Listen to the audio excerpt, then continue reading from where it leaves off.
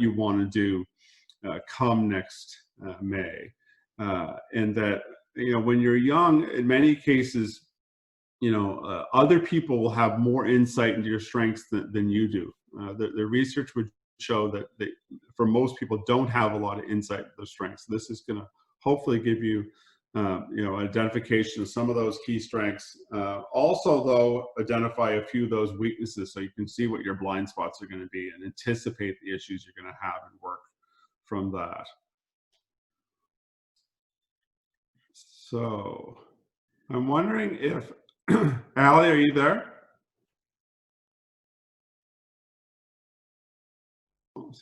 Hi, Dan. Yes, I'm here. Frankly, I do not know what to do if I can't get it to move. Dan, it's in the bottom corner. If you hover over the bottom left corner, I think you should be able to move it. I'll tell you a little bit about my background, which the first slide was supposed to be, which is I've been teaching for about 15 years at Dalhousie. Before that, I was in industry for 14 or 15 years. This is, I think, 6th year as director of the MBA program. And before that, I was director of the BCom program. My professional background included time in telecommunications, in professional services, management consulting, executive search, and software industry. So I just thought I'd give you a little bit of a background. Let me try this again to see if I can get it moving. Jen, are you there? Yep. Any ideas why I can't get my slide to move? It should be, if you're going your mouse near the bottom corner, you should be able to get a little slideshow cursor. Okay, there it moved. I think it's just a little bit maybe sluggish because of bandwidth. So there's my bio and all the different courses I teach. Hopefully it will move forward. This is uncharted territory. There we go, good stuff. So the organization that produced this test is called Gallup, which is an international market research and polling organization. There's been a lot of the work has been done by Tom Rath and Barry Conchi. And the goal of the test is really to know your strengths, and it's more know your talents that you can invest in to become strengths. Some of them have already undoubtedly become strengths. So the other thing is that this is used very widely is to give people self-awareness. So we'll talk later on about emotional intelligence, and really the first step in emotional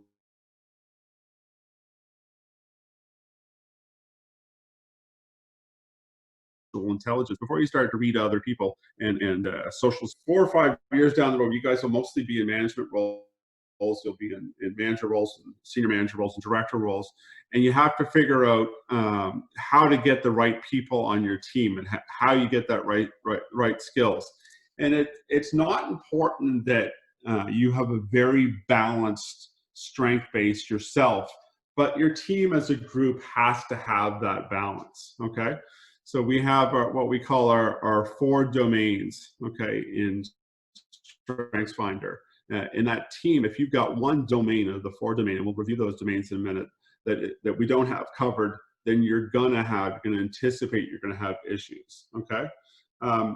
It also allows you understanding they identify something called the followers. So basically people who are working with you on your team. Okay, with you as a manager, because this is a tool for managers in addition to being for your own self-awareness.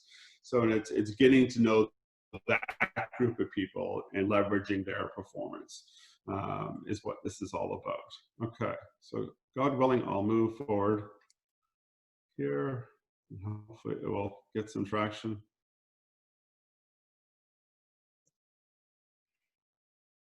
I've got a second computer here. Oh, there it is finally. Okay. What this is key here is that you really want to concentrate on the things that you're great at. Okay, and as mentioned, that research would suggest that people don't have a lot of insight into what they're really great at. So There's a couple of quotes here. If you spend your whole life trying to be good at everything, you'll never be great at anything. And I can tell you, your 20s are a tumultuous time. Most of you guys are in your 20s. And the most important thing as you migrate from 20 to 30 is not whether you have a condo or a BMW or whatever it is at 30, but is that you have self-knowledge and you have self-awareness, okay? Because the more self-aware you are, the better career choices that you'll make, and the more sense of confidence and control you will have over your life. That's what I felt. That once I aligned my my career to my strengths, then my life has just been dramatically better. Okay, but when you are in a situation where you're consistently leveraging your weaknesses, okay, or your lower level strengths, it can be very, very difficult, and that's why we get misalignment in careers. Okay, so those who strive to be confident in every area risk becoming less effective leaders overall. And this is basically saying, you know, you're used to the public school system, probably for many of you. And they won't really focus on you being well-rounded, your weaknesses, and work on your weaknesses. But you know, it's more important that you invest deeply in your strengths. Okay, and I've got a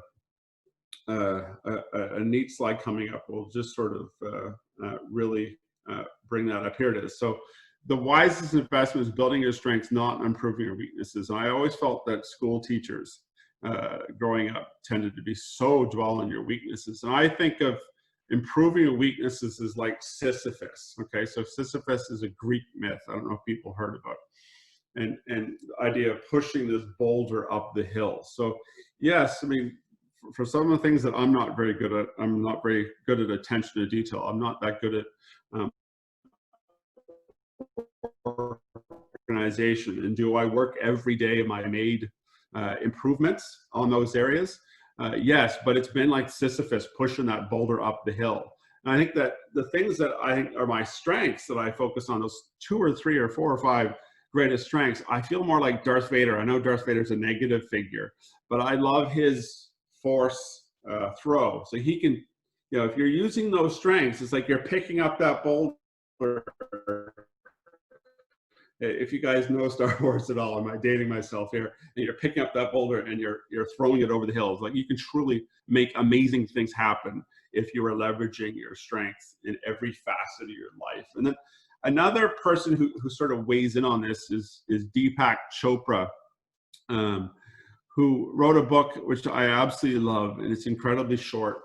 And it's called The 7 Spiritual Laws of Success. And I was living in Toronto, and I was working in the consumer packaged goods business, and not particularly happy as a consumer packaged goods salesperson. Not too passionate. Even though I was working for a multi-billion-dollar organization and selling #1 products, it was ultimately selling butt wad and paper towel, which is not too interesting to me.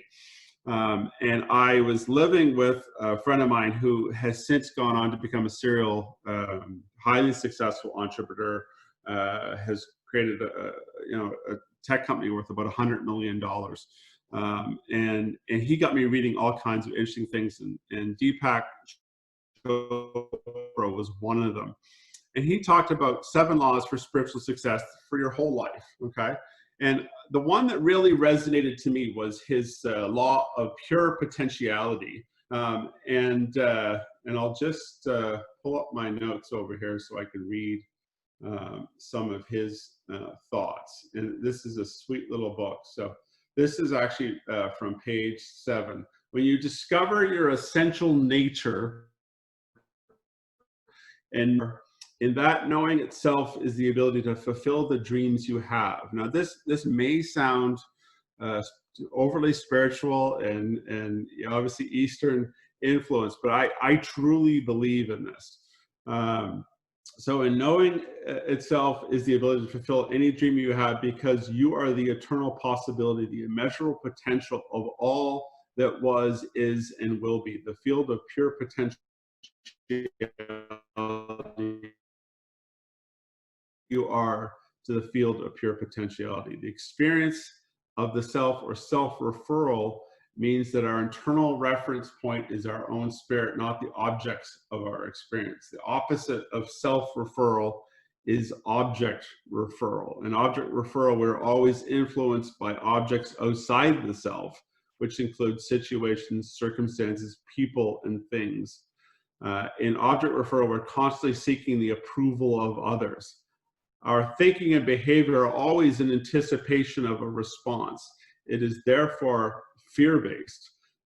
Stop caring what other people think. In object referral, we also feel an intense need to control things. We feel the intense need for external power, the need for approval, the need to control things, and the need for external power validation. So I know this sounds like a lot of Eastern philosophy, but I think that if you can really zero in on those 2 or 3 things that you're really fantastic at, you know, in terms of the opportunities for jobs, entrepreneurial opportunities, opportunity to earn income, opportunity to make impact on your community are huge. And when I was in my early 30s, I had a mid-career crisis, and I was, you know, if you look at my resume, it looked like I was progressing well, and I was in good jobs with good firms, but I wasn't happy. And I had an executive coach by the name of Keith Thompson, who died tragically young.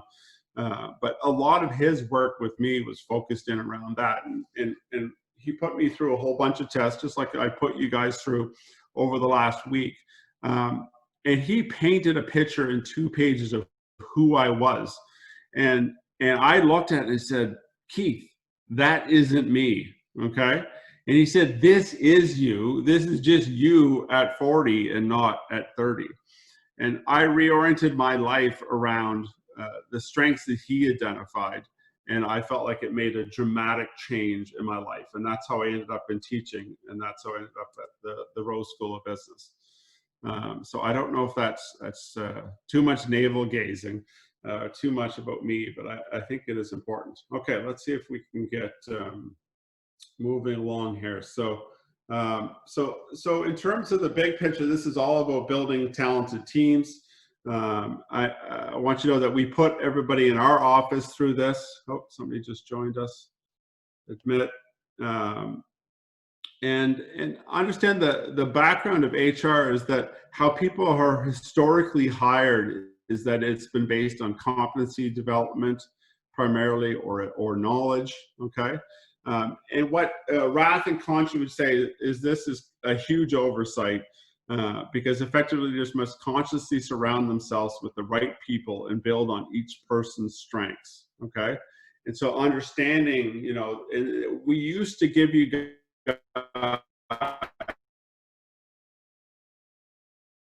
budget so you get all 34 strengths. And just so you understand, those, you know, 30th to 34th, those are your weaknesses, okay? So what's important here is understanding your weaknesses as well. And so what Rath and Conchi suggests is that the goal isn't to be well-rounded leaders, but the team should be well-rounded, as I mentioned earlier. Okay, let's keep on moving. Hopefully. Hi, Dan. It's Clayton. Sorry to interrupt you. I don't know about other people, but my feed is quite laggy. Okay. Would it be better if we turned off the video?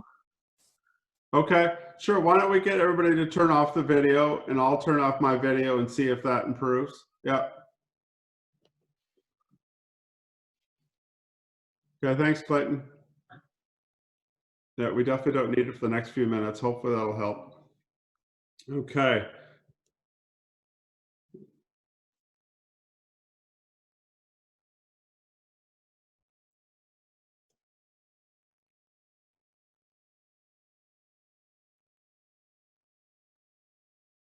No, I'm not getting any movement for some reason here. I don't know what is going on. I think I need a new laptop.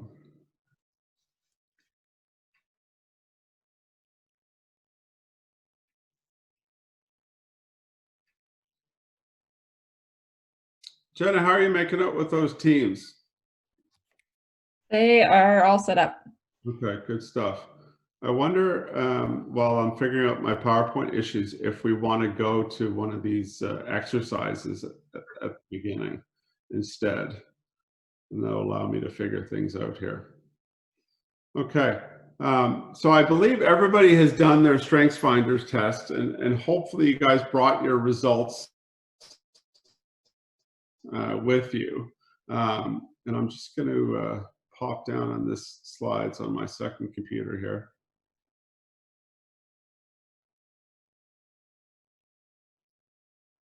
Just bear with me.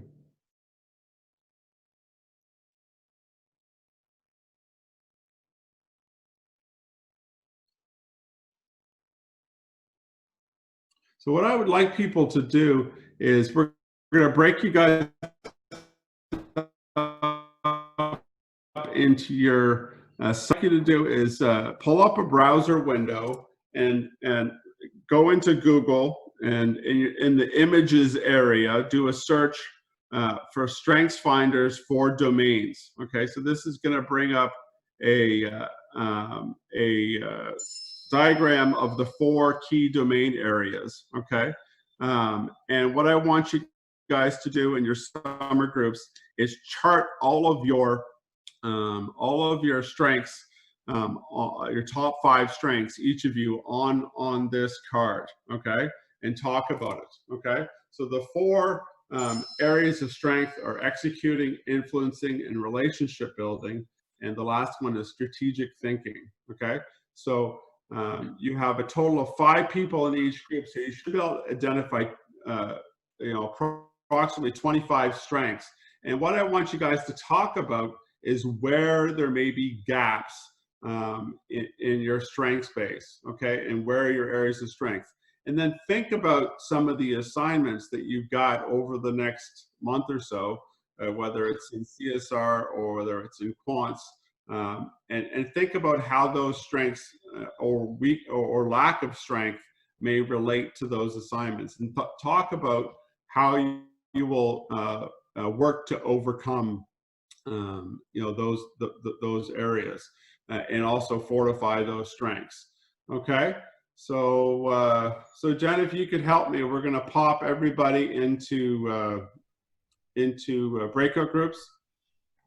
Yeah, so I have everyone organized into groups. I'm gonna open up the groups. If something, is if you don't land in the proper group or you're not put into group, let me know. I think I have everyone. But if there's any issues, just send me a message over the chat. Okay, great. So so let's. Oh, somebody has just arrived. Just one second. There we go. Okay, so hopefully that went well. I think we figured out our PowerPoint issues. We've got Ali manning the controls. So what you should have come to in terms of the 4 domain image is something that looks like this. Okay, so we have 4 different key domains, and then within each of those we have a number of 7 or 8 different strengths. So executing people with dominant executing themes know how to make things happen. Okay, so they tend to be people who get things done, who can execute, who are operational. Okay, and so the next one is influencing people with dominant influencing themes know how to take charge, speak up, and make sure your team is heard.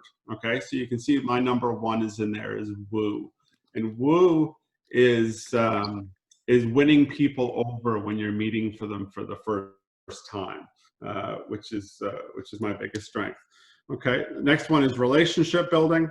People with dominant relationship building themes have the ability to build strong relationships that can hold a team together and make the team greater than the sum of its parts. Okay, and then the last one is strategic thinking. So let's hear from our individual groups. From group 1, let me just pull up the participant list. Who would like to speak on behalf of group 1 to talk to us about what your chart looked like when you mapped all 5 of your signature strengths over all these different categories? I jotted down the list for team one. We more just broke it down by kind of like how many we had for each section. Yep. We were pretty well dispersed with each of us we had 5 kind of aspects in executing and then 6 in influencing. We were the lowest in relationship building, which we were kind of surprised because we've all gotten along really well so far. And then we had 6 for strategic thinking, so we were pretty even. Okay, good stuff. Okay, 6 for strategic, that's quite a few. Okay, excellent. Okay, what about group 2? So it's good to be well-rounded as a group. That you know, and it's interesting the thought that we put into developing these groups. You know, we really don't have all the information, so you now have more information about your group than we had when we created them. Okay, group 2. Yeah, for our group, we kind of did the same thing. We just like put each of our top 5 strengths into each one of the columns just to kind of see how well dispersed we were, or like well-rounded as a team. Mm-hmm. And I think it was pretty well dispersed. We found some people had really focused in one column. So like maybe one person had a lot of strategic thinking or one person had a lot of influence, whereas some other people were more evenly dispersed across all 4. So it was nice to see that we all have different strengths that we'll be able to sort of capitalize on as the summer progresses. Yeah, so no flags there. Well, was interesting, I was doing this with the group, I'd say 3 or 4 years ago, and I had a JD MBA student, and she had all 5 of her themes in strategic thinking. All 5. So what does that mean for her, would you think? Anybody? What does that mean for her? She's going to be a great lawyer. She's going to be a great lawyer. Yeah, I agree. Okay, so lawyer is all about providing fantastic advice, right? So she's going into, you know, the perfect field for herself. What issues might she have in developing her law practice, do you think? Yeah, so Tejpal, yeah, go ahead. So I've worked with lawyers, and so one problem that I see in some of them is that they're not that great at building relationships, because a lot of them don't tend to get on the emotional sides of things because they don't want to get too involved with their clients. So I guess networking is going to be an issue for a lot of them when it comes to building their practice. Definitely. Yeah. So I actually taught a law practice management program for young lawyers, and sales and marketing is a bit of a ooh word a little bit for lawyers, so they have to get their heads around it. So she obviously was able to provide incredible advice to her clients, but she needed to have a plan of action to build, you know, her influencing and relationship building skills, and I helped her build that. That's great. Okay, good stuff. Okay, so that was I think we're through group 2. What about group 3? Sure, I can go. So similar to groups 1 and 2, we did kind of like a chart and mapped out where we fell within the different categories. And we were higher in executing and strategic thinking all combined.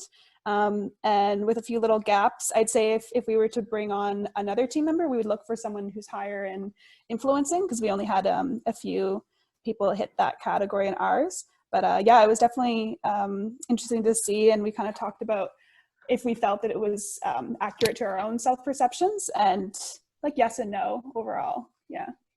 Yeah, it's interesting. When we do this in the class, we actually take 4 corners of the room, and we go to your one signature theme, and we pile people. And in MBA classes, always the purple corner is really big, and the red corner is really big, and the influencing and relationship building are more sparse. It doesn't tend to be as people's key skills. So those 2 tend to be the dominant, from what I can tell, having done this 3 or 4 times. Interesting. Okay, what about group 4? Any takeaways from you guys? Nobody with any serious issues so far. Yeah, we had majority executing and relationship building, actually. and it seems that we have the least in influencing. We only have 3 there. Okay. Okay. Good stuff. Okay. So what would you anticipate might be some issues then in your different projects that you're taking on? Do you think with influencing being a weakness? Well, Presentation skills. I wonder if that might influence your presentation skills. yeah, or maybe someone like taking the lead. But I think maybe if there's only a few of us that have the influencing skill, then maybe that'll sort of balance itself out. That some people. Yeah, so that's often if you get impact your ability to do Q&A in a presentation or deliver an effective presentation. So that might be something you want to put some extra practice in that area. Okay, so you guys were number 4, Vanessa? Yeah, number 4. Number 5. Anybody from number 5? If you could step up, would be great. Yeah, so we separated into groups as well, and for executing we had the most at 13, and then strategic thinking we had 9, and then for relationship building we had 2, and for influencing we only had 1. Okay, that's interesting. So what problems do you anticipate you may have as a group if relationship building is really low? I guess relationship building of relationships, kind of holding the team together maybe midway through the semester when things get kind of more difficult and stuff like that. Yeah, so you can probably talk about it as a group, but you probably have a lot of introverts, in that group, okay? Or people just are weaker on the relationship building. So you may have to make more concerted effort to make sure you're connecting and you're supporting each other. Okay, so that was group 4. What about group 5? That was group 5. Or group 6, I apologize. I can say what ours was. Yep. Can you hear me? It says my internet connection is unstable. Okay, cool. So ours was actually pretty spread out across the board. We had a total of 4 people in executing, and then 7 in influencing, 7 in relationship building, and 7 in strategic thinking. So we were pretty even across the board, and I think that everybody hit every column, I think, except 2 people, I think, were lacking each in 1. But it was pretty even. So that's excellent balance. Okay. So if you're low on executing, and I know me, I've got nothing in executing, then you might anticipate that you might have issues with deadlines and stuff like that. But 4 is still a good number. Is Heather there? Yep. Heather, what do you do to help compensate for my lack of executing skill?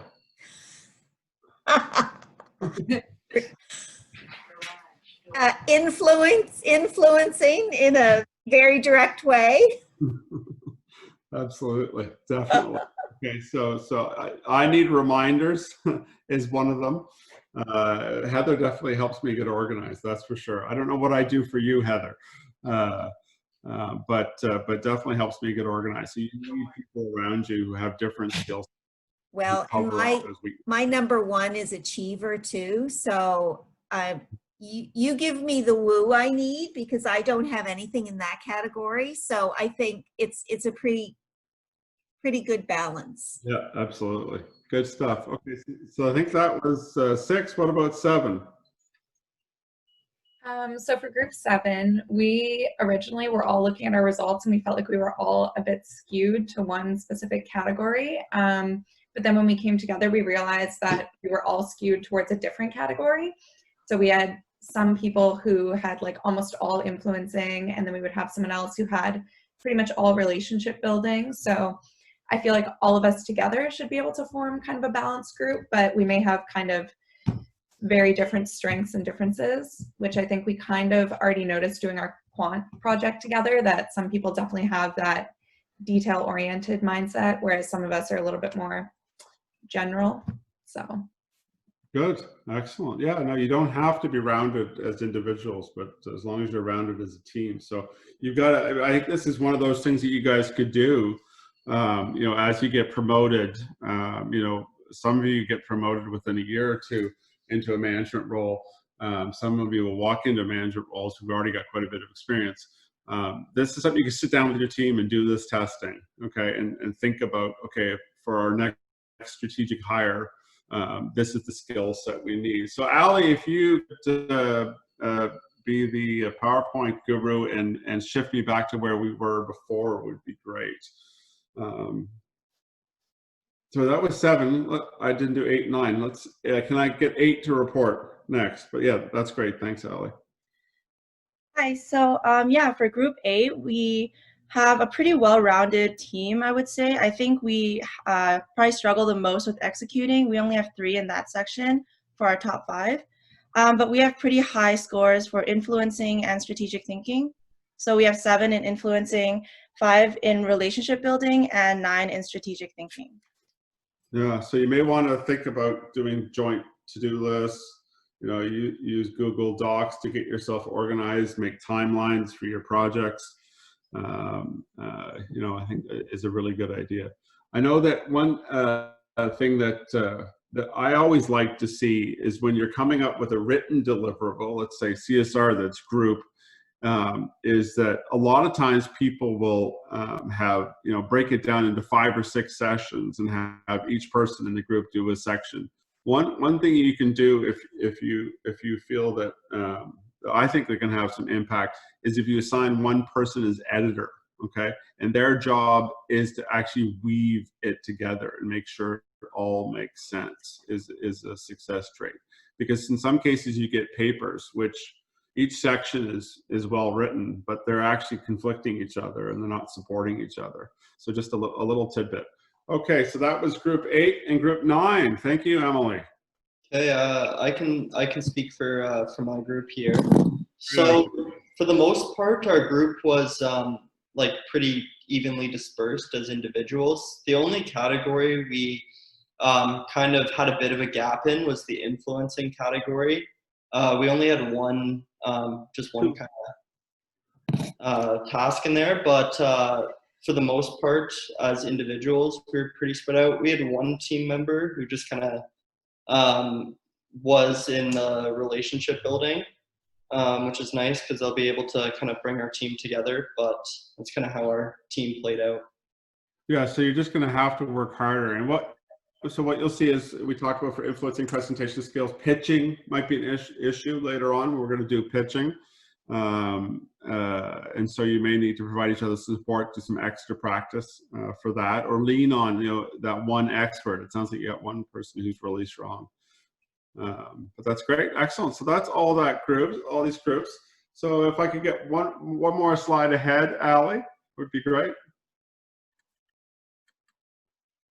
So these are the 4 domains that we've already talked about. One more after that would be great. Okay, so executing just unpacks this in a little bit more detail. Strengthen and executing domain means you can make things happen. Okay, so we talked about the fact that these are 10 people who are in operations, who are in logistics, who can get things done. Okay, production, etc. We need someone to implement a solution. These are the people who work tirelessly to get it done. And for everybody, some people are great at initiating and ideating, okay, tasks, and there's other people who are going to make sure that all the details, all the T's get crossed and all the I's get dotted. And there's all kinds of fields where every field you need executors. Okay, one more slide, Ali. That's great. So the next one is in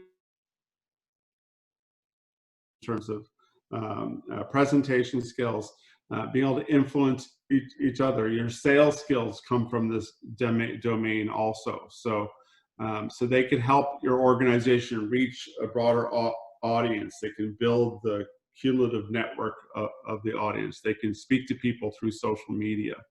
Okay. So when you need somebody to take charge in a meeting, there's going to be some people who are going to stay quiet and not say anything, but there's some people who are going to, jump right in and be your spokesperson. Okay, maybe handle a media call, whatever it is. Okay. Next one, relationship building. so obviously we have, this is more internally focused relationship building rather than influencing, which is externally focused. These are the people who really know how to work with each other and know how to build that cohesion and that communication as part of that team. Okay. So these are the people that glue these organizations together. I always think of sports analogies, and often with the very last, couple people on the bench, a good coach will add people who are great relationship builders and who are glue people. Okay. So these are people who are going to push. They might not step on the floor very often, but they're going to push people in practice. They're going to have leadership ability and not necessarily just show it on the floor. I've got a lot of background in coaching. Oh, somebody's hopping in. Kumar, there he is. Okay, welcome, Kumar. So with these strengths on a team, the group is simply a composite of individuals. Okay. I would say in many cases, relationship building is one of the weaker areas for MBA students. Okay, moving to strategic domain. Oh, sorry. Is it freezing up on you?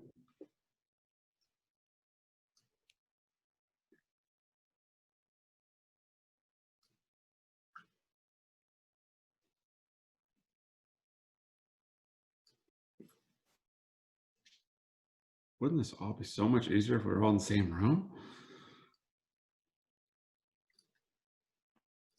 Sorry, guys. Just gonna get back here. The next one is a strength domain, which is actually my most comfortable domain. I've got 3 of my strengths in that domain. So this is the group of people who are going to be able to identify all kinds of different options, who are going to be able to come up with new products, who are going to be able to develop a vision for a company, a vision for where we're going, what are the different options. So leaders with strategic thinking strengths are the ones who keep us focused on what could be. Okay, so that in terms of the barrier label, and barrier labels is how these people tend to be critiqued.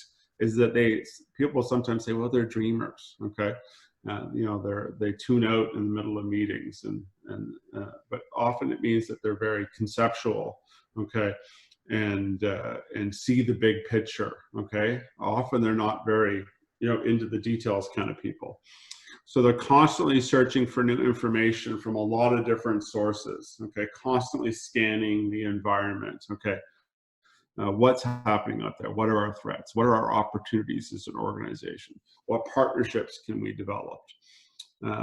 So these leaders continually stretch our thinking in the future. And one of the things that you want to do and I think this is a slide later, but I'll talk about it now, is that you need to spend at least a couple of hours a week, 2 or 3 hours a week, and take the time for reflection, which we'll talk about in our next session, but also take time to think about the big picture. Look out. It's very easy when you get into a company to get very focused on those tactical things, okay, which is getting things done, all the different things on my to-do list. But it's important to look out at the horizon. How is my industry changing? What market forces are having an impact on us? What strategic opportunities are being identified as a result of these market forces? Okay, and even if you look at COVID, everybody's now saying, okay, how is this changing, my industry? How is it going to restructure things? How does it impact my product offering? How does it impact my customers? Okay, so those are strategic conversations. Okay, you want to move on? Okay, so we don't focus on this quite as much. But you've got to think about it as if you're the manager, you need to develop that understanding of who the people are in your team, so that you can build trust, so you can be compassionate with them about their weaknesses, right? And so you can anticipate the problems that they're going to have. But you need to develop a team that's going to provide stability. You need to show belief in them as an individual and hope for their career development, and be able to guide them in a path that is going to leverage their strengths, which isn't always easy. And your strengths don't always align perfectly with career paths and organizational charts. But the goal is to make sure the team is well-rounded, then everybody is investing heavily in their strengths, and that people aren't caught in roles that just flat out aren't a good fit. Okay, and that when you're as a manager and you've got a team, ultimately you have ability and you have attitude. Okay. And what you want is everybody in a role where they demonstrate ability and then they have the right attitude. Okay. And where you get into problems and where people get, end up getting laid off or demoted is when you have an absence of one or the other, or at worst case, an absence of both. I'm just getting a couple of messages here.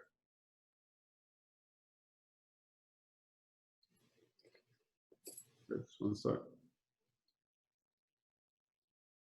Okay, so next slide, please.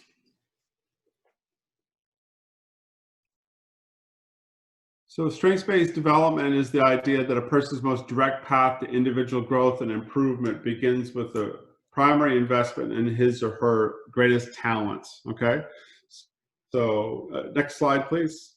I think there's the equation slides coming up soon. So some of the key vocabulary with StrengthsFinder is that in a strengths-based approach, a weakness is a shortage or misapplication of talent. But why don't let's take a quick detour and talk about people's biggest strengths, their number one strengths. Who would like to share their number one strength and talk about how you've seen this impact your life? Just because I feel like I don't want to do all the talking here. Anybody? I can go. Go ahead, Clayton. My number one strength was the learner trait, which I think is really accurate for me.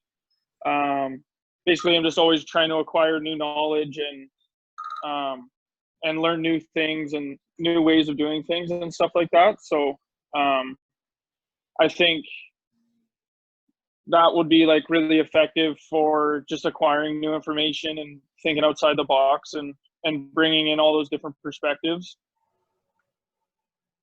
So you're going to have to find an atmosphere that is really conducive to learning, right? So Heather actually had her number one is learning, and I think that's probably why she was drawn to working at a university where she's constantly being exposed to the latest in business education, but also all the different other faculties and events on campus and stuff like that. So what industries do you think would be optimized for you as a learner-centered person? I think I guess like a good example would be like the creative destruction lab. When we had that information session, it really spoke to me and really excited me to kind of be able to work for an organization that focuses on different projects and kind of getting your hands in many different like new startups and new ventures and things like that. So I think that was something that really would be a good fit for me. I don't know if you just and then I think something finance related as well, because there's always new information coming out in finance, and you always have to be learning and adapting and kind of bringing in new information and remodeling your ideas and your predictions for markets and stuff like that. So I think that's kind of what draws me to finance, and then that also really builds on my kind of analytical ability as well, which was another big strength for me. So that's kind of something that's always drawn me as well. Fantastic. Yeah. So I think, as a learner, you're going to need to find an industry that has some dynamism to it, and find, later on when you get to talk about marketing in the fall with me, we'll talk about the product life cycle, but you're going to probably want an industry that is in the growth phase or the introductory phase of the life cycle, which is where that dynamism and the constant change in your learner will adapt well. Others, management consulting, you see a lot of people who are high end learner go into that because you're constantly adding to your skill set. Okay, great. Who else wants to share their top strength and how it's articulated itself in their lives? Thanks, Clayton. That was great. Hi. Can you guys hear me? Yep, go ahead. So like Clayton, my number one was also learner, but I found in the description what really stood out with me, my personality, was more so that it's the process of learning rather than the outcome that excites them. And I definitely know that I get a lot of satisfaction in figuring something out and learning more so than knowing afterwards. Okay, so you have to repeat that just like last 10 seconds because it froze up for me. I said in the description on the Gallup report, it said that it's the process of learning rather than the outcome that excites them. And I find that that really rings true with my personality because I get most satisfaction out of figuring something out as opposed to knowing something at the end. And so are you one of those people who are just constantly consuming information? Yeah, definitely. So give me an example. Well, reading list now. Sorry? What's on your reading list now? What are you reading? What information are you consuming? I'm not really reading much right now because I'm in the process of moving, but I take pleasure out of watching the news in the morning. So that's a part of my morning routine is when I have access to cable or anything like that. I always have the news running while I'm eating my breakfast or drinking my coffee, and I just like being aware of things. And then also in school, I found myself, or during my undergrad, I would find myself taking more challenging classes just so I would get the satisfaction of figuring it out and getting the big picture out of the whole course. No, good, excellent, fantastic. Okay, who else wants to identify their number one signature theme and talk about how it's impacted their life? Thanks, Sabrina. I'll go ahead, Dan. If nobody else wants to jump in, my number one was includer. And I think that's something that I've noticed that I try to practice socially. Say if I'm sitting around a table having dinner or at a restaurant or something, I try to make sure that everybody's involved in the conversation and is feeling included. And then professionally, I think that would work fairly similarly if we're doing group work, if we're in teams. I think it's important to make sure that everybody does feel like it's a safe space for them to contribute and put their ideas forward, and nobody should kind of feel scared or shy or anything like that. And then I think that's something that has worked through me professionally too. We talked with Heidi this week about how in sales and marketing, which is kind of my background, how it's important to kind of listen and have a back and forth rather than just be pushing information forward. So I think that kind of ensuring that in a sales position, the person that you're talking to or trying to make the sale to feels kind of included in the process. I think that's kind of a fairly straightforward application of that skill. Yeah, definitely, absolutely. I think, to me, ultimately, and I teach sales and have put a few years in sales, and I think the two biggest skills in sales are listening skills and then follow-up skills.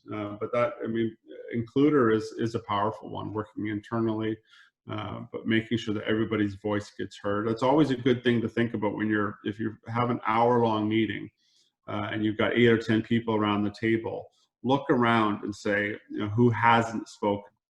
There's always some people who dominate the discussion, and pull those people into that and say, okay, I haven't heard from you today. If you're comfortable, I'd love to get your perspective on this. Or is there anything we've missed or anything you want to add? I think is a good idea. And so that's a great thing. And I think I could definitely see that with a sales career. So we'll have to sit down and talk about the Sandler Sales Fellowship, Ben, at some point. And that may be a good fit for you. Good. Okay, one last one. Anybody else want to share the number one signature strength? Yeah, sure. I don't mind chiming in for this. Great. Go ahead, Tejpal.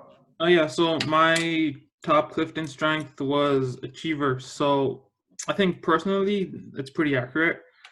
So I saw it work. So now that I think about it, I'm sort of seeing it work in my daily life, because when I started powerlifting thing, I didn't think I could lift up a certain amount of weight that I'm lifting now. But then now that I did it, I'm just like, yes, I never knew I could do it, but it's both a mental thing and a sort of team building thing, I guess. And this sort of worked its way into like my school career as well as a professional career, because when I'm working with others and we get something done and the results are awesome, I'm very ecstatic because I'm just like, yes, we did it. Fantastic. So I'd love to hear, we're going to talk about deliberate practice a little bit later, but it would be great to pull you into that and hear about how you've gotten better in powerlifting. And there you're setting goals and setting targets, but you're, in many cases, exceeding them. You have to, reset those targets. Okay, good. Excellent. Fantastic. Yeah, we get a lot of achievers. Achievers very common.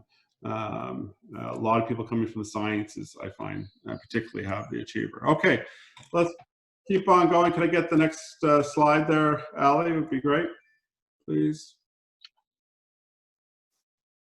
Oh gosh, here we go. Okay, there we go.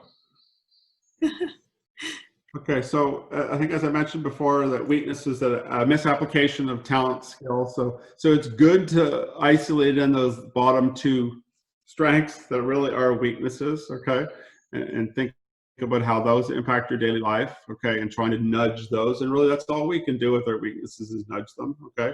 The strength is obviously the ability to consistently perform. So if we look at the anatomy of a strength, it's talents times your investment. And if we talk about, Tejpal was talking about powerlifting, and investment is that deliberate practice. So to take that talent from take it from a talent to a strength. Okay, so that's how you fortify it and you build it. So therefore, you can be very consistent in your output. Okay, next slide, please. Okay. So obviously, the goal is to isolate on these strengths and develop. In many cases, the approach is to develop an improvement plan. And a little bit of this, but the focus is on is not on necessarily as much on fixing weaknesses as building those strengths. This is a bit cut off on my screen. I'm not sure why. Let's flip forward to the next slide, which is actually really the approach.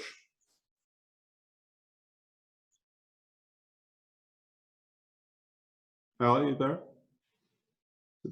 Yes, I've moved to the next. Can you see it?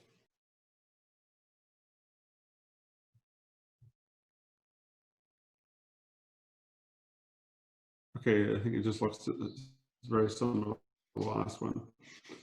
Yeah, keep on going. Keep on going. I'm just getting cognizant of the time. It's 11:25.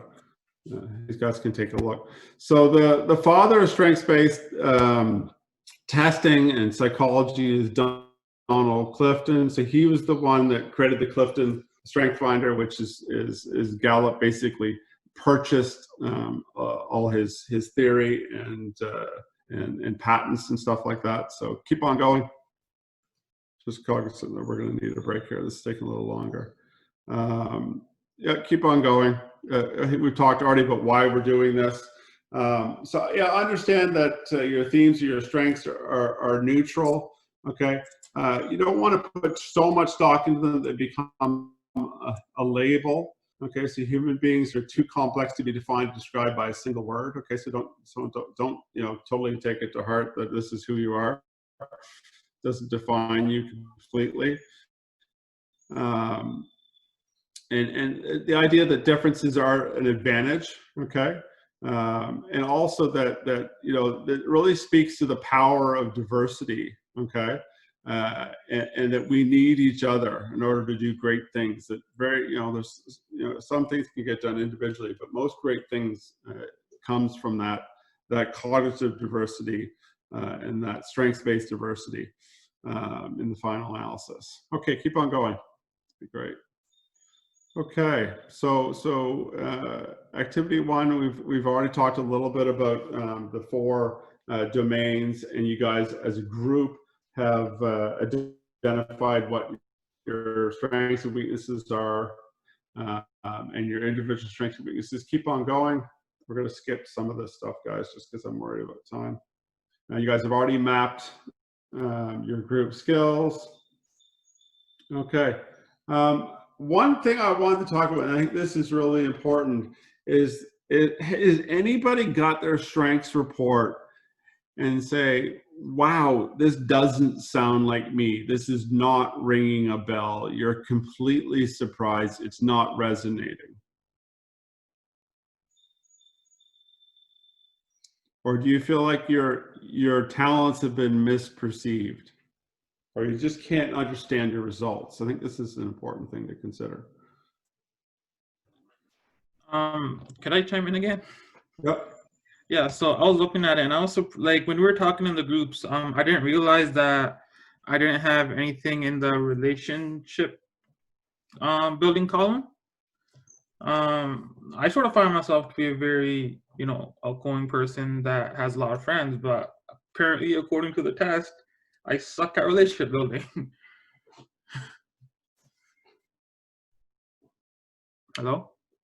So that it says that you suck at relationship building. Well, and were the relationship building ones at the very bottom? So that's when you really, they are your weaknesses. Were they right at your bottom of your list? Were they 32, 33, 34?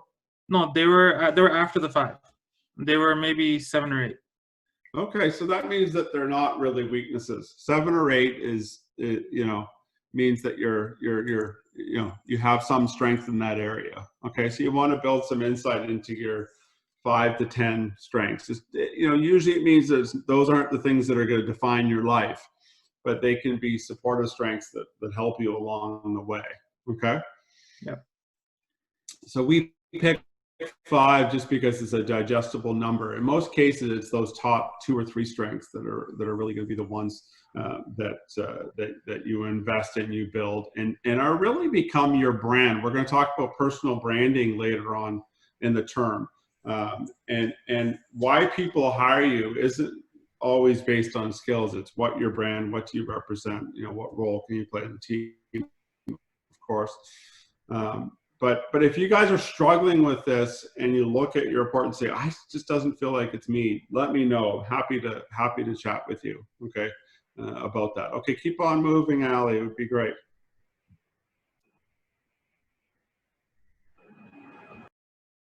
Okay, so as you go through these, I don't think we're going to have time to break out and do these right away. But you want to think about in your groups is how you build relationships. What do your themes say about you as an individual, and about your ability to build relationships. And if you feel like that is a lower skill for you, how you can do a better job at building those skills. And I know for me that I'm fantastic at meeting new people and making new friends, but I'm not as good about keeping up with my old friends. And so it's something that I make notes to myself, and I set specific goals to make sure that I keep up with a lot of my old friends across the country. And I watch my mother, who's amazing at relationship management, and she's organizing reunions for the people that she went to summer camp with, and that she went to high school with, and she went to university with. And I marvel at her ability to do that and realize that, geez, that's one of my weaknesses. I've got to do something about that. More importantly here even is that you need to figure out, how do these strengths impact how you manage on a day-to-day basis, or importantly, what motivates you or energizes me. And there's a slide near the end that I'll just cover now, because I don't think we'll get to it. And what I find is helpful is that you need to find the intersection of energy and with easy, I feel. And this is nobody else's theory but my own, but I think that you need to figure out what kind of content or what kind of industry or whatever you're doing that really gets you excited. And so you want to watch out for those epiphanies, this summer as you get exposed to a whole bunch of new subjects in this fall, and industries and content, is what is giving you energy, what is exciting you. Who of those speakers that you saw last week in terms of alumni speakers, second year students who are out in their residency, what really resonated you, okay? And the second piece, that is the energy piece. The second piece there is the easy piece, okay? So if you're finding something you're doing in the MBA program that just seems easy, okay, and that everybody else is, struggling, with it and finding it difficult, that is a sign to you that you're doing something that you're great at, that you have talent for, okay? And I know for me, like conceptual marketing was something that I immediately, it seemed easy and it was very approachable. Okay, so if you look at that intersection between energy and easy, it can be very helpful. Okay, keep on going, Ali. Keep this train moving. Okay, I think we'll probably stop there and take a break because we still have to talk about deliberate practice. So why don't we stop now and take a 15-minute break, and then we'll come into our second session on deliberate practice. And I apologize, we've gotten a bit crimped in terms of not being able to finish all these. But you guys have gotten into your summer groups. You did talk about your signature themes already. So let's take a 15-minute break. So right now it is 11:32. So let's come back at 11:47. Okay, does that make sense? Dan, it's Jenna here. Can I just ask a huge favor? Just Sure. to make the breakout groups simpler, can everyone just in the chat function just write their email address associated with their Zoom login? It just will let me pre-set up the breakout rooms versus doing it during the session. So if you could just type that in, that'd be great, and then I'll set them up for Okay, and the then next email session. to you at jdowney@dal.ca. No, it's fine. They'll just put them in here, and then I'll be able to copy paste it. Oh, I see. Okay, great. Yep. Well, the second topic that we have on for today is deliberate practice. So we talked earlier on about that the equation to develop a strength is we look at our talents, hopefully our biggest talents, we focus on those talents, and we invest in them. And so what is that investment? Well, that investment is really deliberate practice. This is exercises are tied to our deliberate practice lecture that was your anytime lecture. Notice that in our PPE syllabus that for most weeks we'll have 2 synchronous sessions, and then often we'll have an anytime lecture attached to it. So what I want today is do some of the exercises associated with this lecture. But let's start off by defining what deliberate practice is, and we'll talk also about goal setting. But what does deliberate practice mean to you guys? Does anybody want to pop in? Oh, somebody just arrived, Brandy. What does deliberate practice mean to you? Who can define deliberate practice? What's the difference between practice and deliberate practice? Dan, this is Kumar here. Kumar, go for it. Kumar, you're in the military, so you should know a lot about deliberate practice. I would think there'd be some elements of military life that would focus in on that. True. So what happens is we know what's our weaknesses or what our objective is. Towards achieving that objective, you make deliberate steps and you keep practicing. As simple as you said about military, there's a deliberate practice of a drill. So the guy who comes in, you give him a set of drill practices so that he qualifies into something what is the end objective is.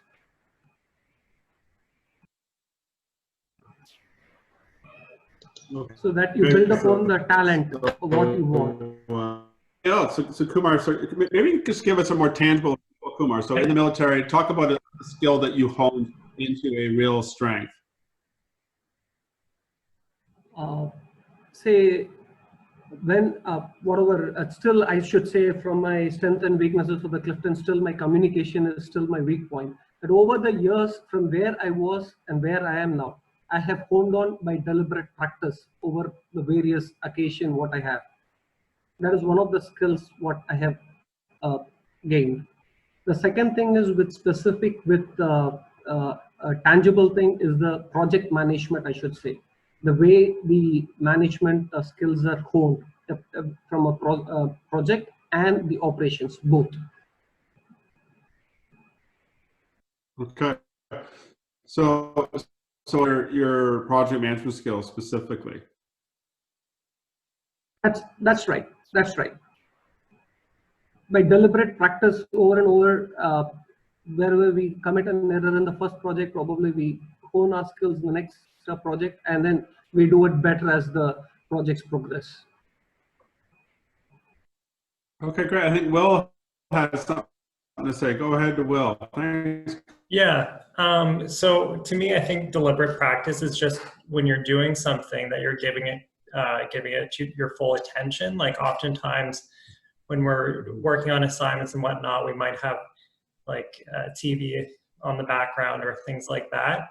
But basically some argue that the only way to really improve on your ability is to actually give whatever task at hand that deliberate effort. So like, for example, you could be, setting a goal for yourself and you say that you're going to run every single day. And that's all you do. You just go out, you run your 5 kilometers and that's it. And you do that every day.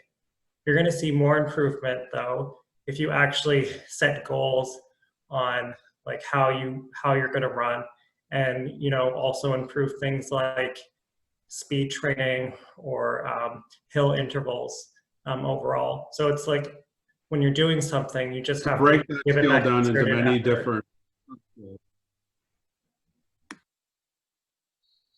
Awesome. Yeah. So you're going to break that skill down into many different, subgroups of skills, and you're going to probably set a timeline. Okay, good. Excellent. Who else has honed a talent into a skill and wants to talk about deliberate practice? I can Also, give one. part of it would be. Oh, sorry. Yeah. Go ahead. No, please go ahead. Please go ahead, Francesca. Okay, I was going to say a big part of it is also getting feedback from either a mentor or a coach or someone, so that the skill that you are practicing, you then are making sure that you are doing it to the best of your ability by having someone who's already an expert, by getting this expert advice from someone to kind of implement that into what you're trying to do. Definitely, yeah, absolutely. So your coach is obviously in many cases is a yardstick, somebody who's already very skilled in this area, and they're going to ensure that you've got a highly structured, approach to developing that skill. They're going to have a lot of resources in their hands. So anybody have a particularly strong relationship with a coach they'd like to share and talk about how they got coached to improve a strength or develop a talent? Yep. Go ahead, Sabrina. Having been a competitive swimmer for so many years, we do a lot of videotaping, like self-videotaping, in order to pay attention to little, very specific technical things that we need to change about our strokes. And with your coach, they would usually film you doing whatever you're supposed to be doing, and then you'd have a conversation about what that video showed and like what you see versus what the coach sees and how you can move on forward from it.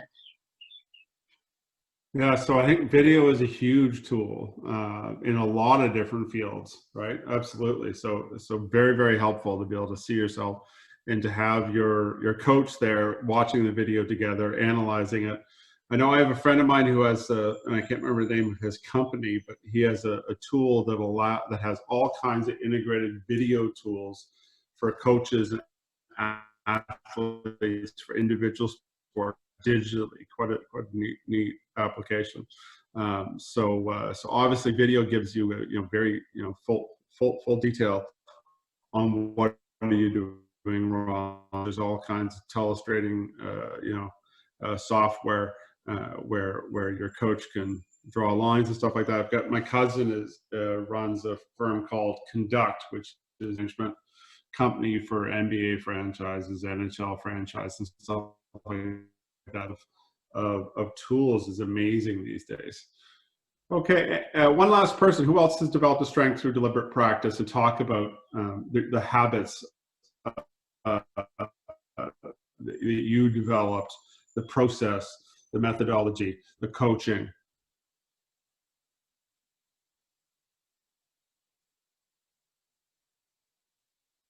Anybody else? I'll just check the chat. I can give an example. Right, go ahead. So I was a weightlifter for like a year and a half, like Olympic lifting. Mm-hmm. And that was probably some of the most like demanding and deliberate practice that we had to do, just breaking every lift down into its components and then practicing each of the components. So I think it speaks to the running example and the swimming example as well, and kind of incorporating all those tools and practicing each piece every week to then build an entire lift into the best lift that it could be. So absolutely.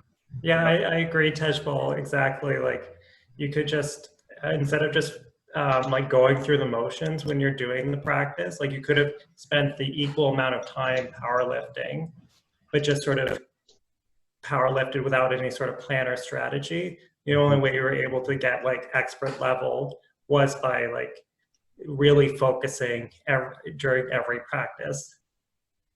Mm-hmm. Great. Actually, my regular workout regimen was torn apart by my son recently, who's 17, but is a total aficionado on working out. And I had no idea what I was doing wrong. I can't believe how much, how deliberate he is, and how focused he is, how many resources he pulls in, and how much deeper understanding that he's gotten to. It's interesting when you guys have seen this slide before. A lot of people talk about the importance of the 10,000. But if you look at probably the chief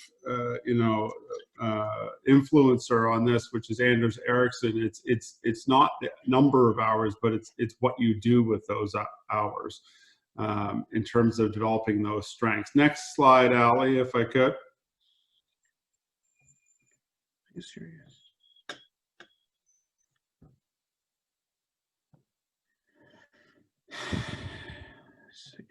Okay. So in terms of we went through this in the video, but what I want to do is see if we can do is if I can click on that link and share that video here. Ali, if you don't mind, clicking on that will work. I'm not positive it will. I know that one of the reasons why we're not using Collaborate Ultra is Collaborate Ultra does not like embedded videos, but I'm hoping that embedded video will work because it talks about what is the difference between practice and deliberate practice with some really good tangible examples. Is that working, Ali?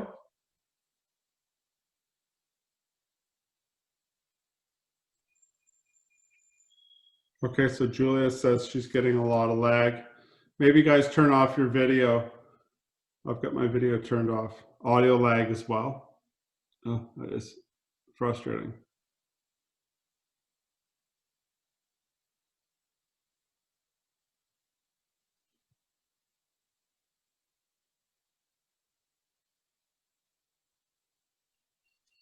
Ali, are you there?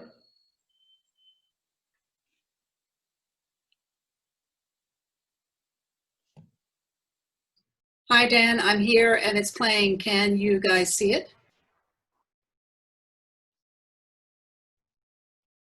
No, I can't see it.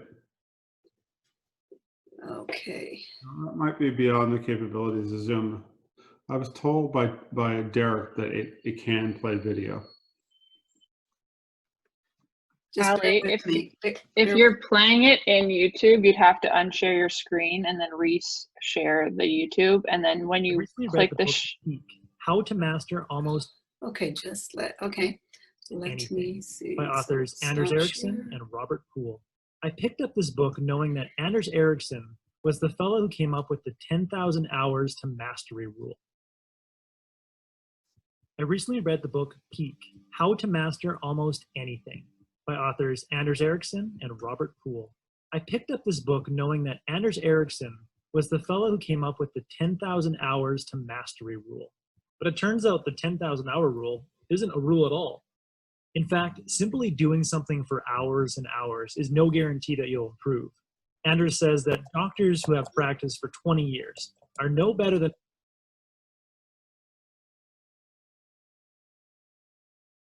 Dan, can you see the video? No, I can hear it. You know, I'd be happy just to hear the audio. The people get a very good picture of what it's all about just by hearing the audio. Okay, I'll start it again. Mm-hmm. Here we go. Thanks. I recently read the book Peak, How to Master Almost Anything by authors Anders Ericsson and Robert Poole. I picked up this book knowing that Anders Ericsson was the fellow who came up with the 10,000 hours to mastery rule. But it turns out the 10,000 hour rule isn't a rule at all. In fact, simply doing something for hours and hours is no guarantee that you'll improve. Anders says that doctors who have practiced for 20 years are no better than doctors who've been practicing for 5 years if they feel they've reached a level of acceptable performance. In fact, Anders says those who believe that their skills are good enough and choose to go on autopilot are actually worse in the absence of deliberate practice. Now, why is that? The deliberate practice is necessary to push yourself out of your comfort zone and force yourself to come up with what he calls mental representations. Anders says what sets expert performers apart from everyone else is the quality and the quantity of their mental representations. Through years of practice, they develop highly complex and sophisticated representations of the various situations they are likely to encounter in their fields. For example, look at grandmaster chess players. They are all able to play entire games of chess blindfolded. In fact, the world champion between 1927 and 1935 could play 32 games of chess simultaneously while blindfolded. To do so, he had to hold the entire chessboard in his memory and move pieces around in his mind, trying various lines of play. Rock climbers are able to visualize and experience each movement that they're about to make before they attempt to climb up a rock face. Golfers are able to condense an entire string of complex movements that make up the golf swing and replicate and represent that swing with a single thought or feeling. Masters have achieved mastery because they've come up with effective mental representations that allow them to recreate entire experiences in their mind, accurately predict long sequences of events in their domain, and condense large amounts of information into seemingly simple mental representations. These mental representations take on the form of words, images, and feelings. Anders Ericsson says that more than anything else, mental representations explain the difference in performance between novices and experts. Okay. Dan, did I hear you? Did you want to keep going? Yeah, no, I think that's probably enough. I just wanted to get a flavor for it. Can we Okay. pop back up the slides? Okay, just one moment. Sorry, Bugger. Yeah, so you guys can watch that full video, and as Sam noticed, that it is on Brightspace for you guys to check out. And Will's saying that there's a great book called Grit. I've heard about Grit, absolutely. There's been a real focus on grit and resilience in professional development literature over the last few years. And resilience and grit is all about basically stick-to-itiveness and really focusing on long-term goals and sticking with a program just over many years. Could we move forward one slide there? That was back. Okay, so I want to give a reflective cycle. And what I'd like to do now, Jenna, are we ready to go into groups? Yep. Okay. And what I want you guys to use, I want to get you used to using Gibbs reflective cycle because we're going to use it in our goal setting assignment this summer. And so what I want you guys to share in your summer groups, a strength that you've developed, okay, and leverage Gibbs reflective cycle to talk about, what was this, and how did you develop it? And what was the process, and talk about your approach to building that skill, and why were you more successful building that skill than any other skill, and talk about the role of coaching. So let's do that. You can leverage Gibbs reflective cycle if it's helpful. Okay, Julia's got a question for Jenna. Julia, do you want to put your mic on so you can talk?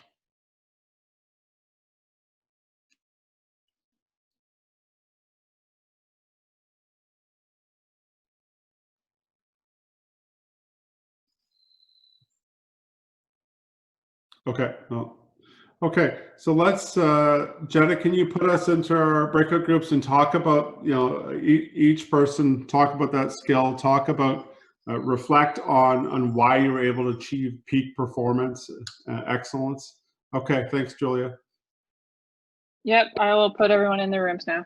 What that deliberate practice looked like, that'd be great. Thanks. Let's take about 5 minutes to do that, 5 or 6 minutes.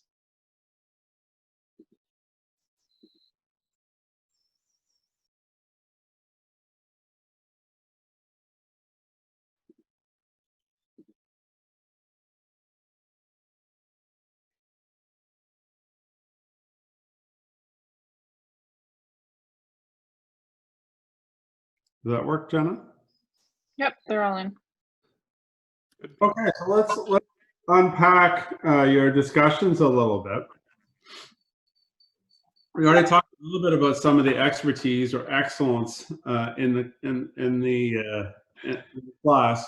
Let's talk a little bit about goal setting. You can talk about specific goals they set in their pursuit of excellence, and what those goals were, and how did you ensure you achieve those goals? Who'd like to weigh in on that? Just let me monitor the chat so I can see.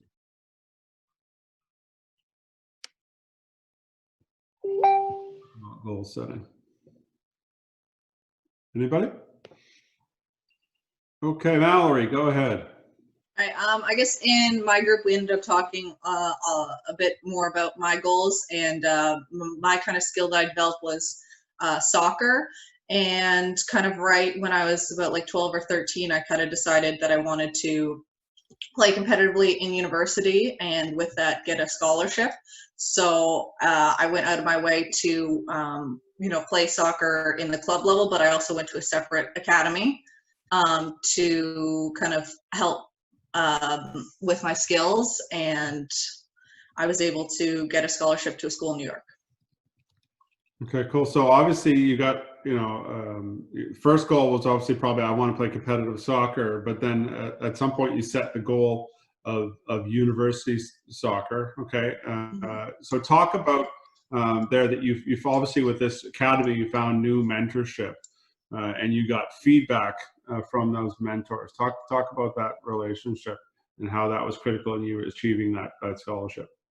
Yeah, well, I mean, the best part about the academy, right, is it's small, so you get that sort of mentorship at a much more concentrated level. And also, I mean, looking at deliberate practice, I feel like my soccer coach had kind of some of these exact same goals, like the 10,000 hours. Big fan of Malcolm Gladwell as well. So he's really instilled that, and it's kind of taken me, like, in soccer was really helpful, but throughout life, like, that use of deliberate practice has been really helpful. And so did your coaches zero in on what your strengths were, what your biggest talents were? Oh, for sure. And they were, in the academy, they really focus on breaking down like all aspects of soccer skills into like specific steps. So they're really big on, repetition and just doing like focusing on one thing for hours at a time. Absolutely. So always a mixture of that, you know, nature nurture thing. Absolutely. Good. Excellent. Okay. Anybody else want to share what they were talking about? Zach, is there something funny? You're laughing up a storm there. I don't know what that was about. Oh, somebody. Had a very enjoyable like group conversation at at our deliberative practice. And it just funny how the Zoom just like cuts you off and like brings you back into here like mid conversation. It's harsh. It's harsh. Yeah. So was there something really something you want to continue talking about? Obviously. I can tell you about like my like deliberative practice experience. I guess it's not really funny, but it's just about like trying to be a competitive golfer and like break through in like that world, and like it's a very technical game. It's very tough world. Sorry? Tough world. So like my coach would videotape my swing a lot, and then like he try to like tweak like movements and mechanics as I was doing my swing and stuff, and he'd give me like some sort of like practice methodologies or like tips to exaggerate a feeling. Like one time he'd like have my head cover be under my arm, so then like I'd always like my left arm, so I'd like keep my left arm attached to my body as I come through my swing and stuff like that. But my group members had like amazing stories that I really enjoyed and got a kick out of, but like I don't want to share it on behalf of them, but it was great hearing other people's perspectives, because we all come from such unique backgrounds, so the idea of deliberate practice at everyone. I think you know, this is the kind of stuff that you can pull to. One of the most common things. Pardon? Sorry, I was going to say, these are the kind of experiences you can pull into almost every interview you'll ever do. You'll get asked, tell me a bit about yourself, right? Mm-hmm. This is a great opportunity for you to talk about your, just let me turn that off. Talk about yourself and talk about, you know, what are the things that you're great at and what were your formative influences, okay? And I know employers are keen to hear about that, whether it comes from your employment experience or it comes from your sports experience or your music experience or your community efforts. You know, they want high performers. They want people who work in teams. They want people who are coachable and people who respond to people. Anybody who's achieved high level performance in any field is open to feedback, because you just can't get there without that mentorship, the role of mentorship. Let's talk a little bit about why feedback is important. Why is feedback critical in your development in this program? Anybody want to weigh in on that? Thanks, Zach.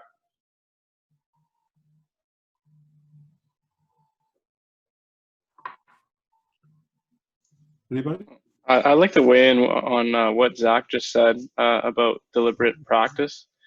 I'm a golfer too, and there's a huge difference between just going out there and hitting balls and then having like a coach or a teacher telling you to exaggerate your movements to really kind of challenge how you're swinging the ball. And instead of just going out there hitting balls, really focusing on how to improve your swing will make way more of a difference than just going out there. Yeah, there's another video that shows a set of twin girls who play soccer together, and talks about one person's approach to practice and then the other sister's approach to practice, and really defines it well, the difference. So let's talk a little bit about feedback. I know that Allie and Heather and I talk about every year how there is usually, I would say, 5 to 10 people in the class who really make dramatic leaps. It has to do with feedback. And I think that you guys need to be open to hearing feedback. So you need to be open to hearing feedback from us. You need to be open to hearing it from faculty. I think what's really important is that you can probably learn best by hearing it from each other and providing that feedback. So you guys are all going to be working on, you know, practically a project a week over the next couple of years. You need to get comfortable with sharing your feelings and providing critical feedback to each other. And I know that's not easy, right? But if you guys are all going to improve at the rate we want you to improve, then you're going to have to have that always that easy. And often, we're reluctant to really open ourselves up to feedback. But I think that's what's going to carry the whole group forward and individual, help you guys realize your goals. What about one last thing we haven't talked about here is our coaches play an important role, but then there's also the other stakeholders. We've got our teammates, we've got our coworkers, we've got our practice partners, we've got our competitors. Has anybody been really driven to deliberate practice and goal setting by measuring themselves off somebody else they work with, somebody else they play music with, somebody else they played sports with? So another influencer. Anybody? Yeah. Here. Great. Go ahead, Sydney. So I used to be a runner and like a cross country runner, and I also did track and field.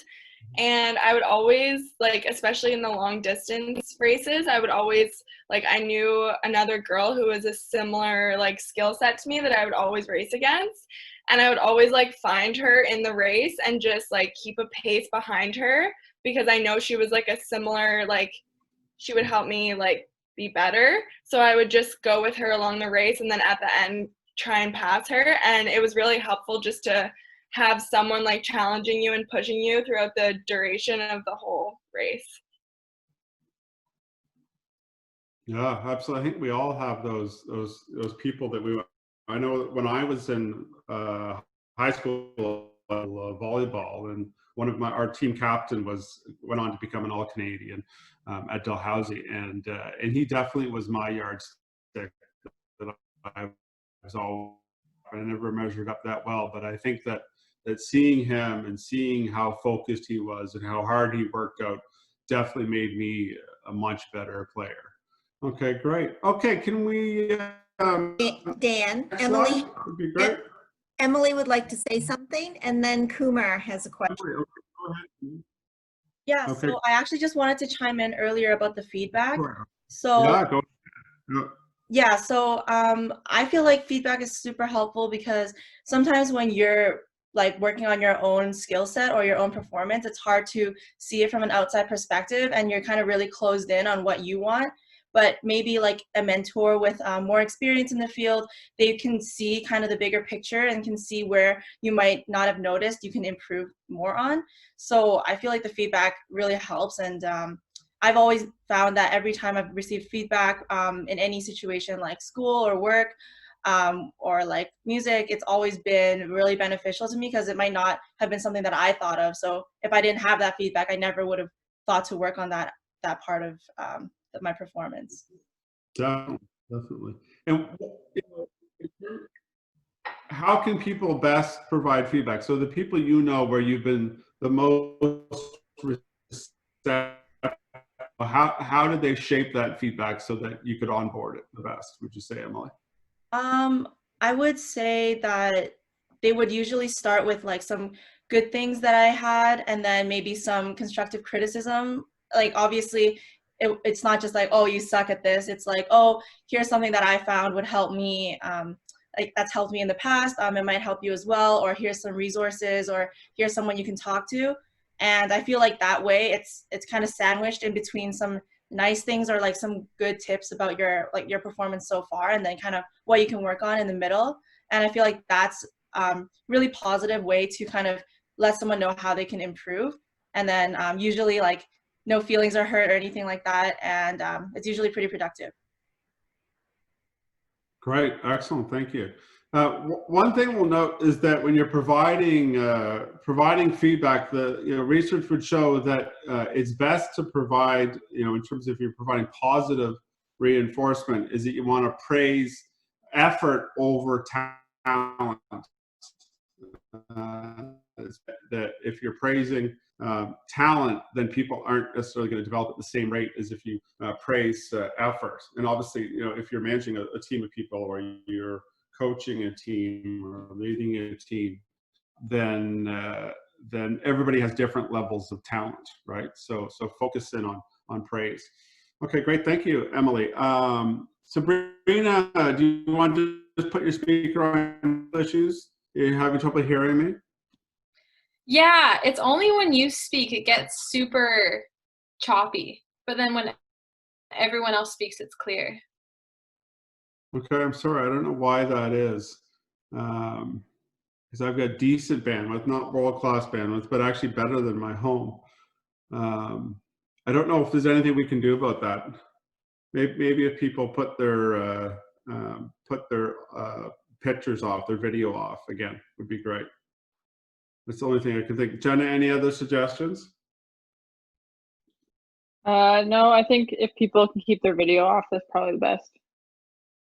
I also wanted to chime in. I think maybe if you are using a Wi-Fi connection, maybe like if you got an Ethernet connection, like a wired connection, then the Wi-Fi might be a little bit better.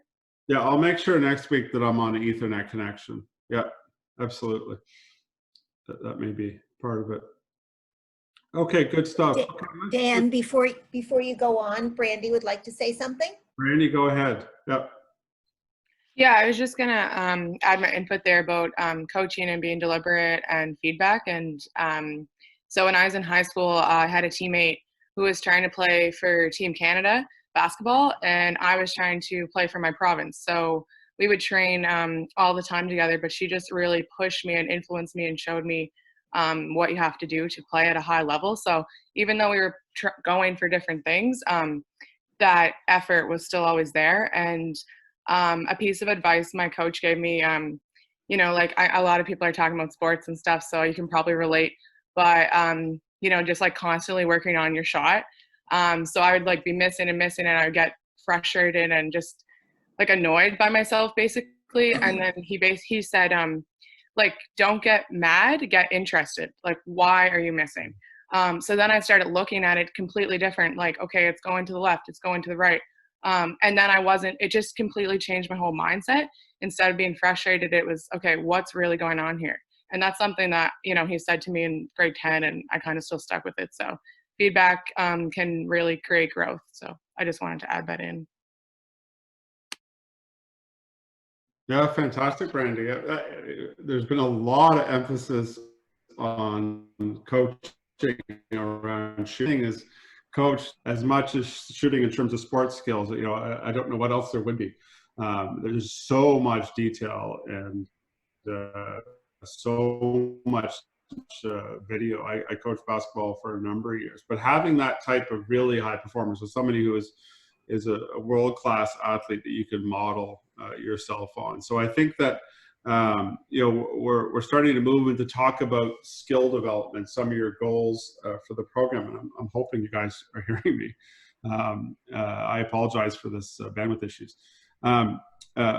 It's important to think of who can be your model, okay, for that skill set.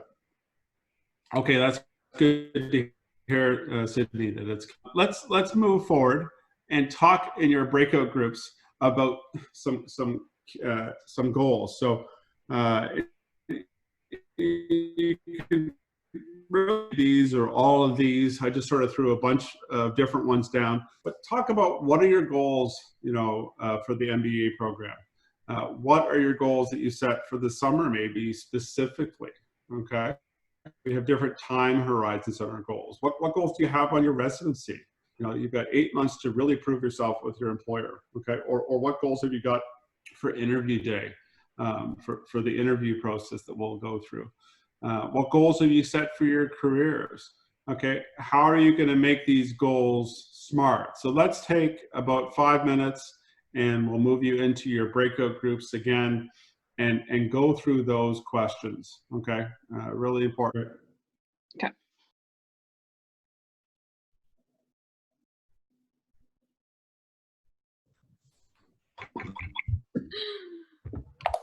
Every time. Sorry, Barry. Conversation. Okay. Give another 20 seconds to filter in.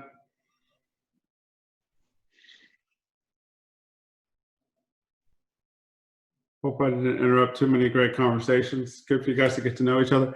Okay. So let's talk about some of the goals you've set for the program. Who would like to weigh in first? What goals have you set personally for the program? You can, if you want, you can use an exclamation mark, or you can just speak up. I can talk about what my group discussed. Most of us had pretty similar goals in that we want to get more comfortable with networking, selling ourselves, and kind of taking advantage of opportunities that come our way. And so we talked a lot about like getting comfortable, asking people about their career, reaching out to people in positions we could see ourselves in, and kind of learning how to be able to express the value that we could bring to different employers or companies, and kind of just the whole social aspect of the business world and the connection making. Yeah, that's huge. I think Lauren's a great mentor for that. I mean, she was very systematic in her approach and very deliberate in building those relationships. That's great. Excellent. So no, I think that, when we talk about what specific skills we're going to focus on for the goal setting assignment, networking is definitely one that's worthwhile, for sure. And then we, something you can get very, very, sorry.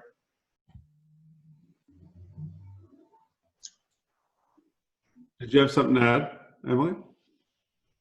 oh, sorry. I was just going to say that then we were also kind of trying to discuss like how you can quantify skills like that to make them into like SMART goals that are measurable. So we were talking about like setting targets for how many people we're going to try to reach out to every month and things along those lines, like to make sure that they're numerical targets that we can meet. Yeah, I know that when I've worked with people in the past, like, 3 people a week is a good target. Having or maybe 5 or 10 reach outs, or try to get 1 information interview a week, having multiple different targets. So you've got effort-based targets and output-based targets.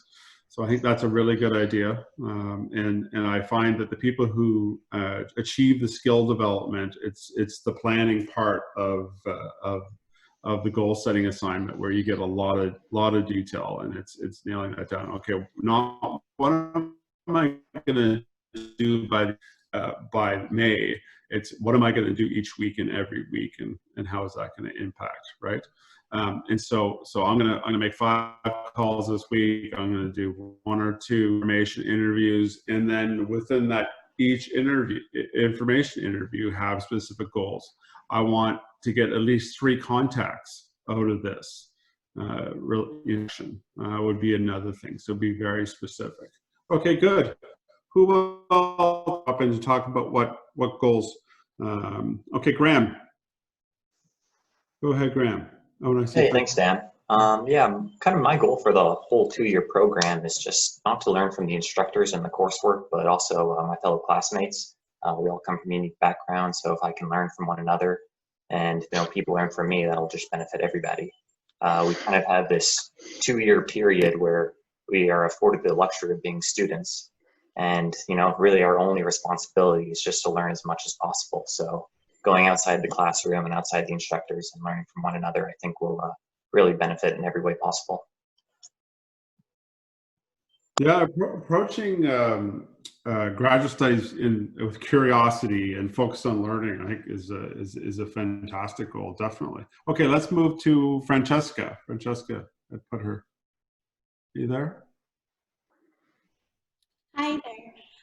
So a goal for me in the program, and that's kind of been a goal for a bit of time now, is just learning how to better articulate myself and my thoughts, because I feel like normally I have like whatever ideas I kind of have or whatever I'm trying to say, I'm not actually able to express it in the way that I'd like to, or the way that I'm thinking about it. So that's something that I really want to work on, because I also think that's something that's super key and an advantage to yourself if you're good at doing for like interviews and stuff like that as well.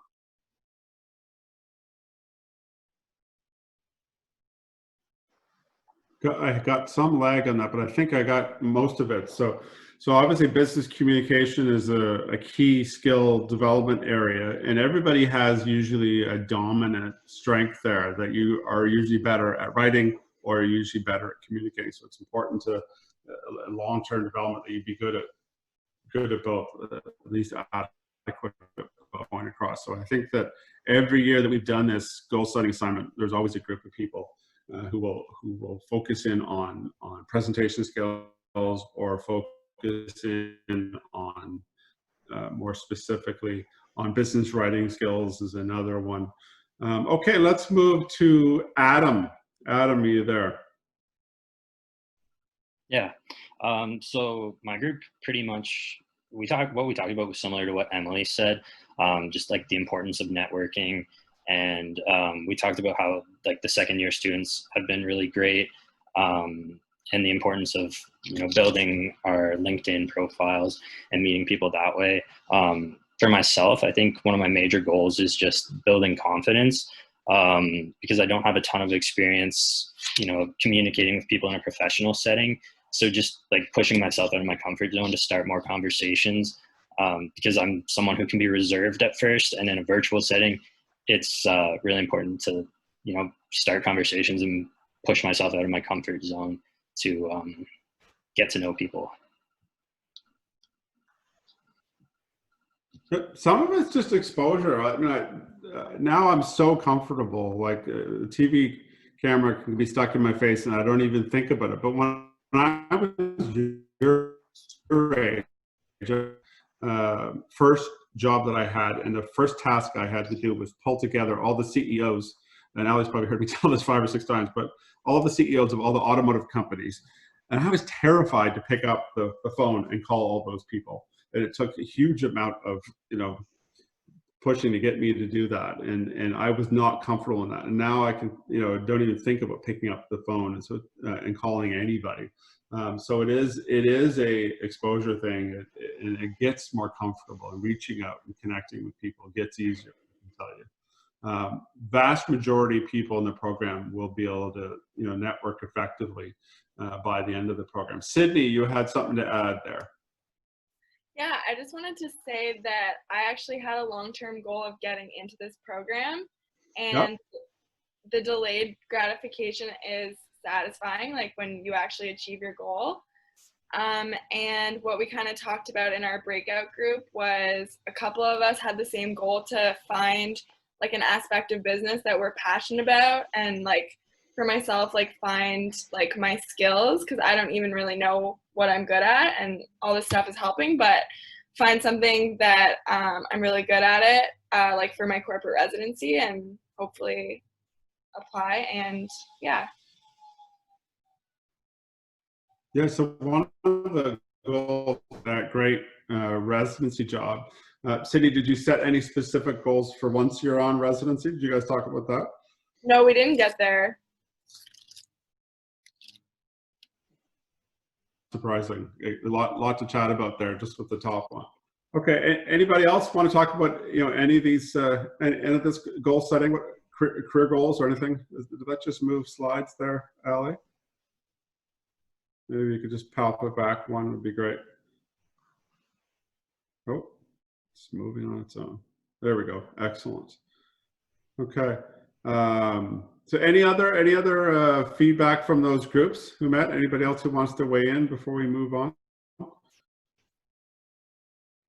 This has been helpful in terms of fodder for thinking about your goal setting assignment, and usually we focus on a skill, but usually it's a skill that you really want to build, and developing a really robust plan and then implementing that plan. Okay, and I can tell you, as I probably already mentioned, that it's in that plan, it's in that timeline, it's in those goals, very specific goals, very tactical, the weekly, daily goals, rather than the monthly or 6 months sort of goals that people achieve these.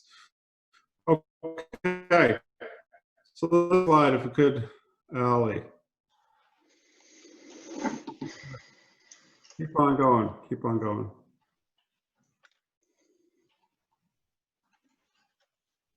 Okay, so let's talk about any other skills that you've identified that you think you may focus in on, for your goal setting assignment that we haven't touched about? So we've touched on a lot of them that people do. And have you started thinking about, you know, what that plan will be? And have you been thinking about a mentor? Okay. I'm happy to help you guys connect with mentors. Okay. So if you come to me with a specific skill, certainly work with you to identify somebody who might be an expert on that. Al and I both have big networks of people out there, whether it's industry knowledge, you know, very specific skill. I know some of the ones we tend to get people in finance, they want to build their modeling skills, or they want to improve their Excel skills, or their understanding of the industry. By people and resources that are going to help build that. So any other skill areas that you guys are thinking about zeroing in on for the goal setting assignment, and maybe at a high level what your plans may be to improve that skill. So feel free to pipe up or put your exclamation mark in the chat. So I think it's really helpful to have a mentor in mind, and somebody who you can get feedback from, somebody who you can watch. I know that when I started this job, and I was learning all about emotional intelligence, our associate director at the time, Jenny Beckler, somebody who has incredibly high emotional intelligence.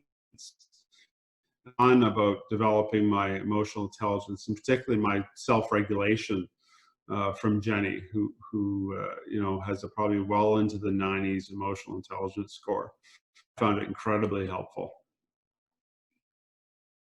So any other development goals that you're thinking about?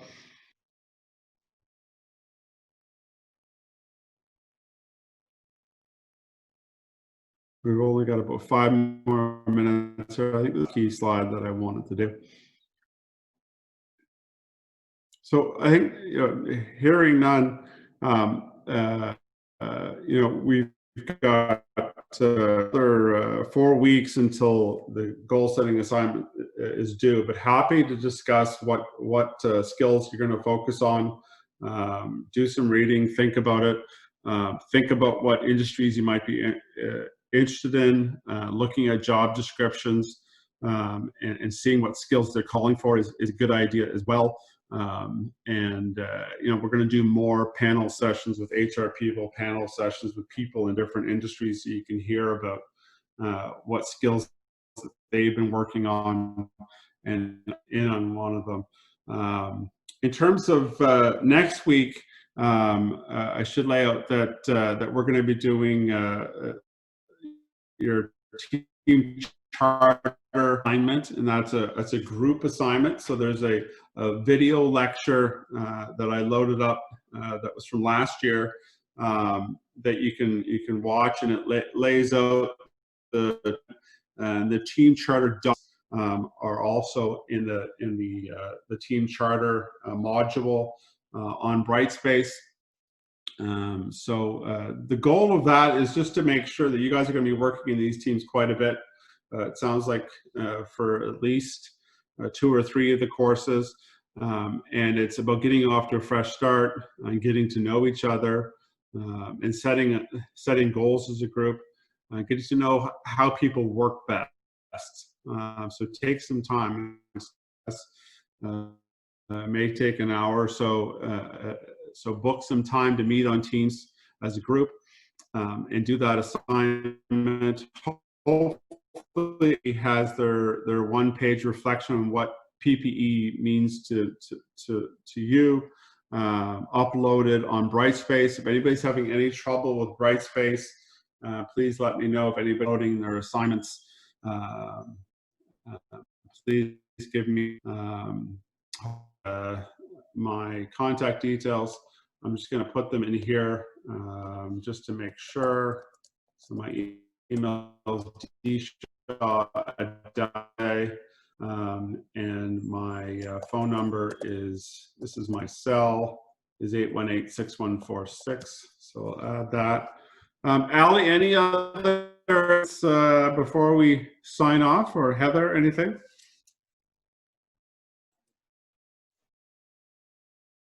No, I think that's great, Dan. Maybe just go to that, Allie. There is another couple slides there. Let's not go to the next slide, but this. No, actually, let's go here. Yeah, exactly.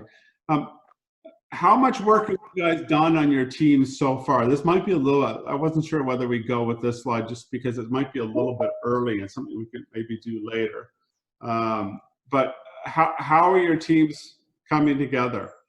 You know what? Here's my pop-up for my 1 o'clock meeting. So maybe we'll do this. Let's start next week's class with this slide and spend 15 seconds on it before we get into the other things.